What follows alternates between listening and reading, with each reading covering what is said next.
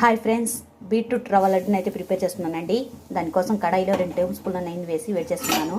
ఇప్పుడు అందులో 1 కప్పు బొంబాయి రవ్వని యాడ్ చేసి దోరగా ఫ్రై చేసుకోవాలండి. ఇలా ఫ్రై చేసుకున్న రవ్వలోకి 2 టేబుల్ స్పూన్ల పచ్చి కొబ్బరి తురుమును, 1/2 కప్పు బీట్రూట్ రసాన్ని యాడ్ చేసి బీట్రూట్ రసం రవ్వకు పట్టేటట్టు బాగా కలుపుకోవాలండి. ఇలా కలుపుకున్న రవ్వలోకి 1/2 కప్పు పంచదార పొడిని కూడా యాడ్ చేసి మిక్స్ చేసుకోవాలండి.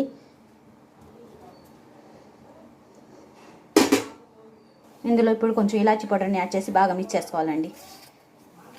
ఇలా కలుపుకున్న మిశ్రమాన్ని ఒక ప్లేట్లోకి తీసుకోవాలండి. ఇప్పుడు ఇలా ప్లేట్లో తీసుకున్న మిశ్రమం వేడిగా ఉన్నప్పుడే కొద్దిగా చేతిలో తీసుకుని ఈ విధంగా లుండల్లా చుట్టుకోవాలండి.